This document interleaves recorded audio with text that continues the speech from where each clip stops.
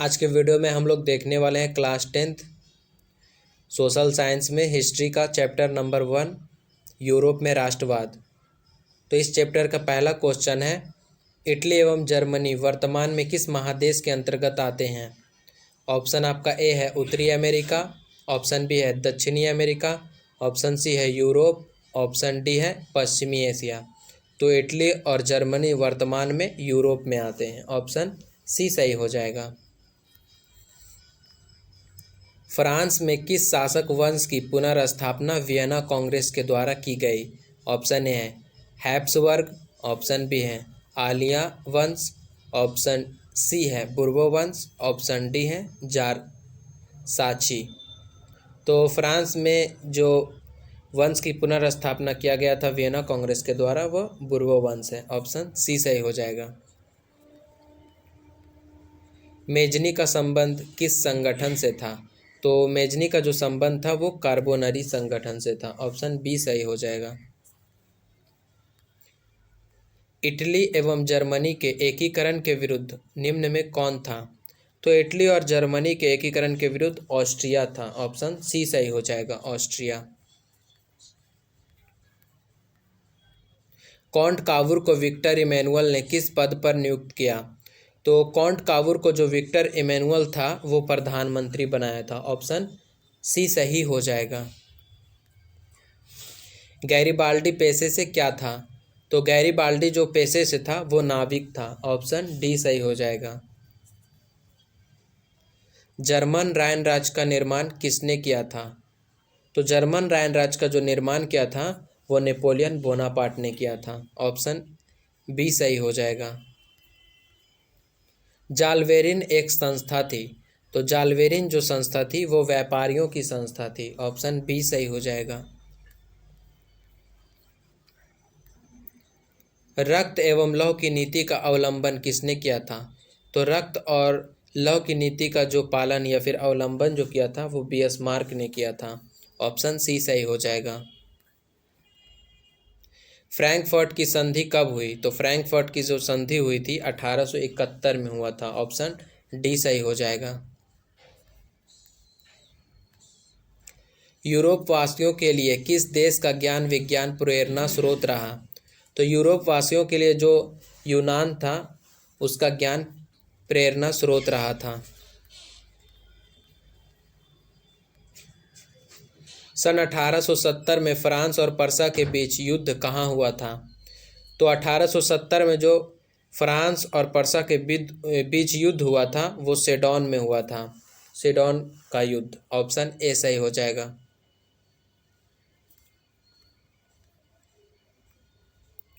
1829 ईस्वी को एड्रियानोपुल की संधि किस देश के साथ हुई। तो इसका सही आंसर हो जाएगा ऑप्शन नंबर ए यूनान। एड्रियानोपुल की संधि कब हुई। तो एड्रियानोपुल की जो संधि हुई थी वो 1829 में हुई थी, ऑप्शन बी सही हो जाएगा। सेडोन का युद्ध किनके बीच हुआ था। तो सेडोन का जो युद्ध हुआ था फ्रांस और पर्सा के बीच हुआ था। सेडोन के युद्ध किसके किसके बीच हुआ था, फ्रांस और पर्सा के बीच हुआ था। बिस्मार्क निम्न में से क्या था। तो बिस्मार्क जो था एक कूटनीतिज्ञ था, ऑप्शन डी सही हो जाएगा। सर्डेनिया पिडमॉन्ट का शासक कौन था। तो सर्डेनिया पिडमॉन्ट का जो शासक था वो विक्टर इमैनुअल था, ऑप्शन सी सही हो जाएगा। यूनानी स्वतंत्रता आंदोलन के दौरान कौन ब्रिटिश कवि शहीद हुए। ऑप्शन ए है लॉर्ड बायरन, ऑप्शन बी है कासूत, ऑप्शन सी है फ्रांसिस डिक, ऑप्शन डी है विलियम प्रथम। तो यूनानी स्वतंत्रता आंदोलन के दौरान जो शहीद हुए थे वो लॉर्ड बायरन था, ऑप्शन ए सही हो जाएगा। यूनान के स्वतंत्रता संग्राम में किसकी पराजय हुई। तो यूनान के स्वतंत्रता संग्राम में तुर्की की पराजय हो गई थी, ऑप्शन बी सही हो जाएगा। यूरोपीय सभ्यता का पालना किसे कहा जाता था। तो यूरोपीय सभ्यता का जो पालना कहा जाता है वो यूनान को कहा जाता है, ऑप्शन डी सही हो जाएगा। जर्मनी के एकीकरण के लिए बिस्मार्क ने कितने युद्ध किए? तो जर्मनी के एकीकरण के लिए जो बिस्मार्क थे वो 3 युद्ध किए थे। ऑप्शन सी सही हो जाएगा। किस संधि द्वारा जर्मनी का एकीकरण पूरा हुआ?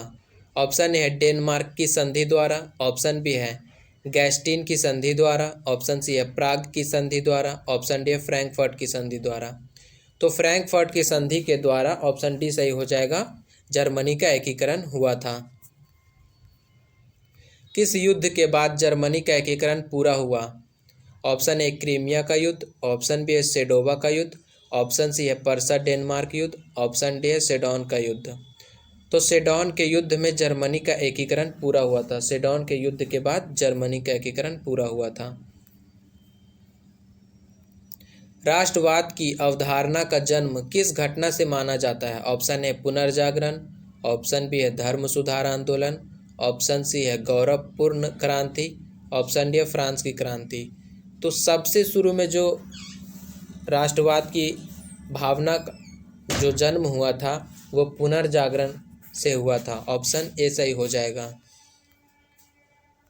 मेटरनिक कौन था? तो मेटरनिक ऑस्ट्रिया का चांसलर था। ऑप्शन ए सही हो जाएगा। यंग यूरोप की स्थापना किसने की थी?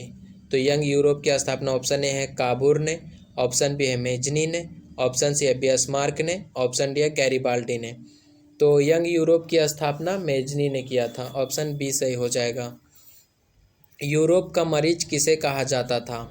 तो यूरोप का जो मरीज कहा जाता है वो तुर्की को कहा जाता है। यंग इटली के संस्थापक कौन था? ऑप्शन ए है जियोबर्टी, ऑप्शन बी है कावूर, ऑप्शन सी है मेजनी, ऑप्शन डी है गैरिबाल्डी।